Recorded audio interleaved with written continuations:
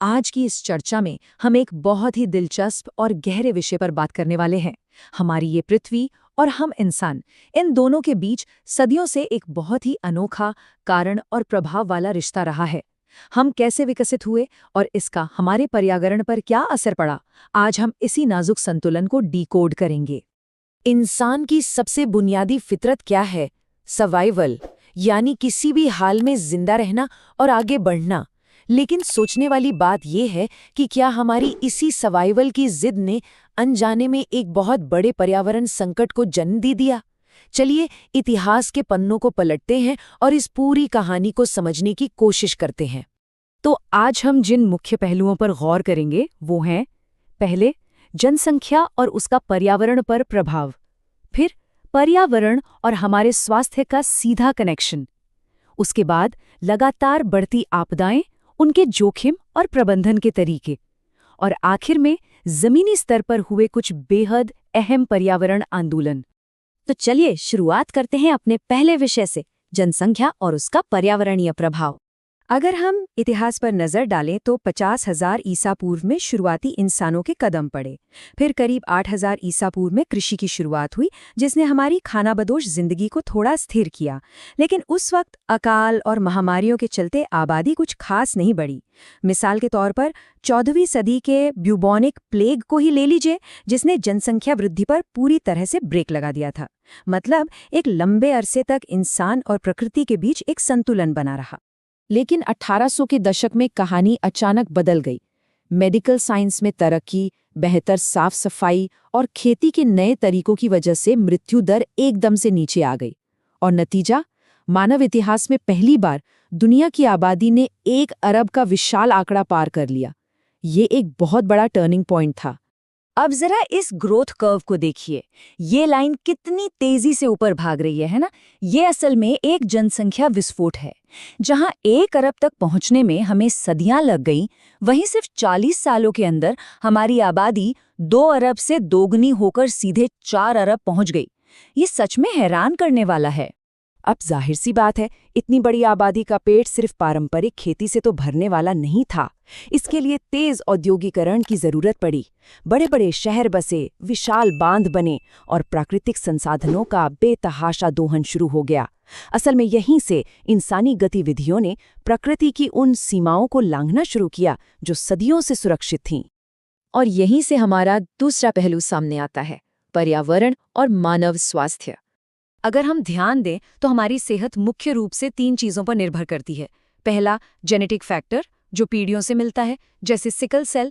दूसरा, हमारा बिहेवियर, यानी हमारा खान पान और लाइफस्टाइल। लेकिन तीसरा और सबसे असरदार फैक्टर है हमारा पर्यावरण।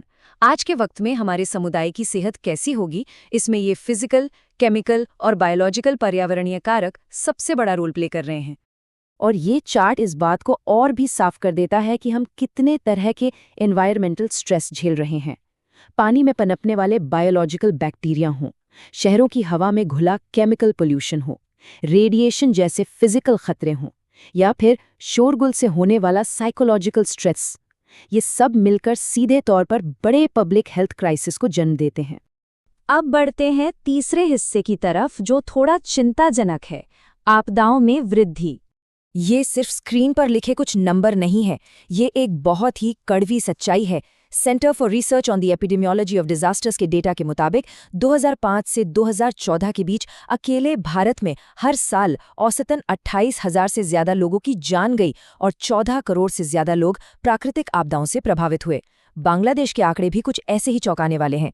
दक्षिण एशिया में आपदाओं ने जिस स्तर पर इंसानी जीवन को झकझोरा है, वो सच में डराने वाला है। ऐसे में ये समझना बहुत ज़रूरी हो जाता है कि कौन सा इलाका कितना संवेदनशील है। भारत के इस भूकंपीय नक्शे को ही देख लीजिए। इसमें ज़ोन 2 यानी सबसे कम खतरे वाले इलाकों से लेकर ज़ोन 5 तक का वर्गीकरण है, जहां विनाशकारी भूकंप आने की आशंका सबसे ज़्यादा होती है। ये जानकारी सही वक्त पर जान बचाने के लिए बहुत अहम है। और हाँ, भूकंप सिर्फ जमीन तक ही सीमित नहीं रहते। जब समंदर के नीचे धरती कांपती है तो मंजर और भी खौफनाक हो जाता है। 2004 की हिंद महासागर वाली सुनामी कोई कैसे भूल सकता है? रिक्टर स्केल पर 9.0 की तीव्रता वाले उस भूकंप ने जो लहरें पैदा की, उन्होंने तटों के किनारे बसी पूरी की पूरी बस्तियों का नामो निशान मिटा दिया था। पर कहते हैं ना, प्रकृति अगर रौद्र रूप दिखाती है तो बचाती भी वही है। मैंग्रोव के घने जंगलों ने बिल्कुल यही किया। जिन तटीय इलाकों में ये जंगल बरकरार थे, वहां उन्होंने सुनामी की भयंकर लहरों को एक स्पंज की तरह सोख लिया और पीछे बसे लोगों की जान बचा ली। इससे साफ पता चलता है कि प्राकृतिक इकोसिस्टम से छेड़छाड़ न करना ही हमारी सबसे बड़ी सुरक्षा है। तो अब सवाल उठता है कि हम इसका सामना कैसे करें। यही हमारा चौथा विषय है, आपदा जोखिम और प्रबंधन। दुनिया भर की एजेंसियां आपदाओं से निपटने के लिए एक खास फ्रेमवर्क का इस्तेमाल करती हैं। देखिए, डिजास्टर मैनेजमेंट का मतलब सिर्फ तबाही के बाद राहत पहुंचाना भर नहीं है। ये एक पूरी साइकिल है। आपदा से पहले की पक्की तैयारी और उसके बाद का सही पुनर्निर्माण, ताकि अगर अगली बार कोई खतरा आए तो नुकसान कम से कम हो। चलिए इसे आसान स्टेप्स में समझते हैं। सबसे पहले आता है रिस्क को पहचानना और उसकी निगरानी करना। इसके बाद बचाव और असर को कम करने के तरीके अपनाए जाते हैं। फिर बारी आती है पहले से तैयारी करने और अर्ली वार्निंग सिस्टम सेट करने की।